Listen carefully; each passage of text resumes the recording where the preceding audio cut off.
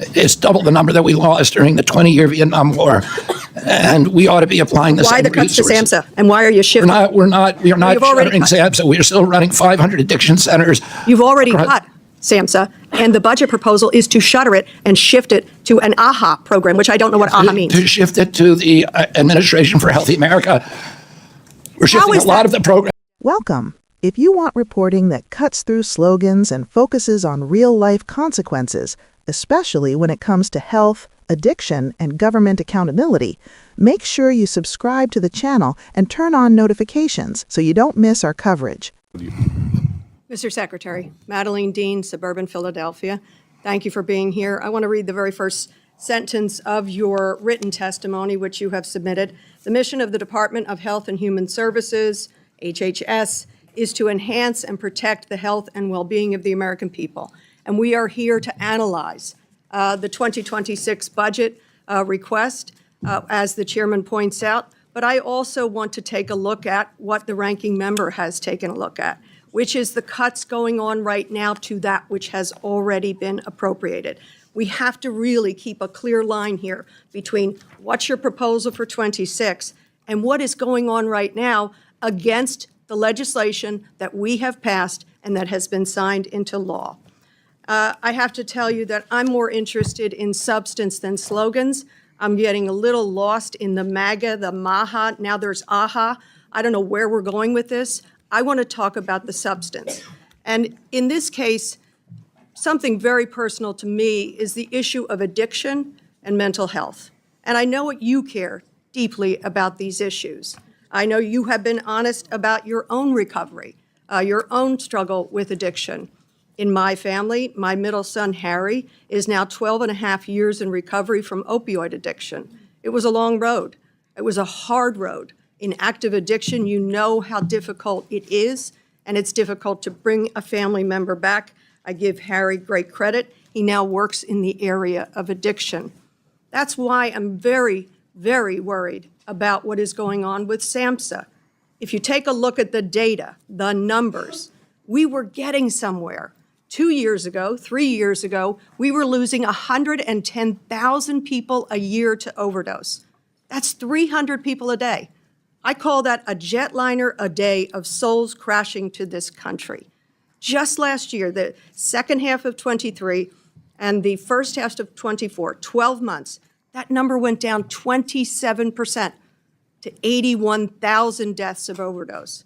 Don't let me minimize 81,000 deaths. That's still 220 people a day. Today, tomorrow, yesterday, 365 days a year. But a 27% reduction in overdose deaths in this country, overdose is still stealing a generation in this country. So why in God's name are we shuttering SAMHSA? We are not shuttering SAMHSA, and I share your concerns, and I'm anxious to work with you on this problem. I'm fully committed to it. Because of my own history, I lost a brother to overdose. I lost one of my nieces during the pandemic to overdose. Like every family in this country has somebody that was lost. As you point out, we were losing, I think, 3 years ago, 106,000 American kids. It's double the number that we lost during the 20-year Vietnam War. And we ought to be applying the Why same the cuts to resources. SAMHSA? And why are you shifting? We are not you've already shuttering cut. SAMHSA. We are still running 500 addiction centers. You've already cut SAMHSA, and the budget proposal is to shutter it and shift it to an AHA program, which I don't know what AHA means. To shift it to the Administration for Healthy America. We're shifting a lot of the chronic disease programs out of CDC into a center that will address chronic And you and I disease. agree that addiction is overdose is a public health epidemic in this country. Yes. Then why would we, when we are finally seeing some success, bury that success, put it in an AHA program, which, by the way, logically doesn't make any sense. We have to now rehire people and figure out what their roles will be within AHA. Why wouldn't we analyze the data that shows we just saved 20+ thousand lives in the course of 1 year? This matters in my district. I have buried way too many kids to overdose, to fentanyl poisoning, by the way. You don't have to be an addict. You can just be poisoned by fentanyl. Why in God's name this administration wants to shutter it? We know that. And shift it into AHA. Why would you do that? They don't want to shutter. What we want to do is we want to shift that function into a place where we're going to be able to administrate it more efficiently, and that's all. What analysis was done? Can you show us the study that led you to the decision, shutter SAMHSA, shift it, we call that shift and shaft in my old days as an appropriator in Pennsylvania, shift it over here, throw it in a block grant program, and good luck. What's the analysis that you did that said, whatever SAMHSA was doing with harm reduction, by the way, with making naloxone available, with training for naloxone, I literally carry this with me every day. I want to normalize the life-saving capacity of naloxone, and you guys want to bury it in AHA. Oh, we want to provide naloxone, Narcan. We want to make sure that addicts have every option. You're eliminating the training for that. Suboxone to methadone and to medicated 12-step programs to inpatient, outpatient. We run 500 We run 500 addiction centers. We're not going to stop doing that. My agency will still do it. Are you looking at? It's shifting to a subdivision where we can operate it more efficiently with other chronic diseases. But do you realize EDC is going to do infectious disease, which is why we created it. It had mission creep, and it was operating with mission creep as it was saving lives?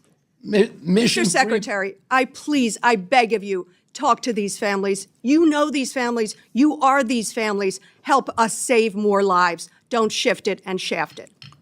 Mr. Clyde.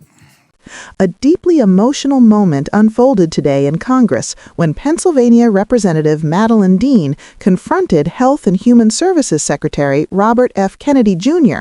over proposed funding cuts and restructuring to the nation's primary substance abuse agency, SAMHSA, the Substance Abuse and Mental Health Services Administration.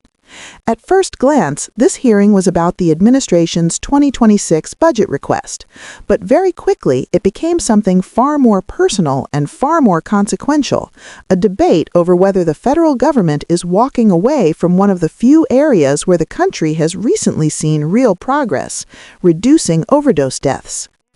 Dean began by reading the first line of Kennedy's own written testimony that the mission of the Department of Health and Human Services is to enhance and protect the health and well-being of the American people. She made clear that she was less interested in slogans and rebranding efforts and far more concerned with substance, particularly when it comes to addiction and mental health. That concern is not abstract for Dean. She spoke openly about her family's experience with opioid addiction, sharing that her son has been in recovery for more than 12 years and now works in the field helping others. Her message was simple but powerful. Addiction is not theoretical. It is lived in families across the country, including her own and Kennedy's. And that is where Dean's central question came into focus. If progress is finally being made, why dismantle or weaken the agency that helped make it possible? Her words were blunt. Why in God's name, she asked, would this administration move to shutter SAMHSA and fold its responsibilities into a new entity called the Administration for Healthy America? Kennedy pushed back on the word shuttering, saying the administration is not eliminating addiction services and that hundreds of treatment centers would continue operating. Instead, he argued, the plan is to shift programs into a new structure that he says would operate more efficiently alongside other chronic disease initiatives. But Dean was not satisfied with that explanation. She pressed on a key issue that often gets lost in budget debates: evidence. What analysis, she asked, supports the claim that dismantling or reorganizing SAMHSA will improve outcomes? Where is the study that shows moving addiction services into a broader agency will save more lives rather than disrupt care? Dean also highlighted specific programs at risk: harm reduction training, widespread distribution of naloxone, education for families and first responders, and treatment options ranging from medication-assisted therapy to inpatient and outpatient care. She even held up naloxone, saying she carries it with her every day and wants to normalize its life-saving use. Her point was not ideological, it was practical. Addiction does not wait for bureaucratic transitions. Every disruption, every delay, every loss of institutional knowledge can cost lives. Kennedy emphasized that addiction remains a priority for him personally, citing his own family losses and recovery journey. He insisted services would continue, but also criticized what he described as mission creep within SAMHSA, suggesting its scope had expanded beyond its original mandate. That argument drew perhaps the sharpest response from Dean. Mission creep, she countered, is a strange way to describe an agency that was saving lives. Addiction intersects with mental health, infectious disease, housing instability, and economic hardship. Addressing those intersections is not drift, it is reality.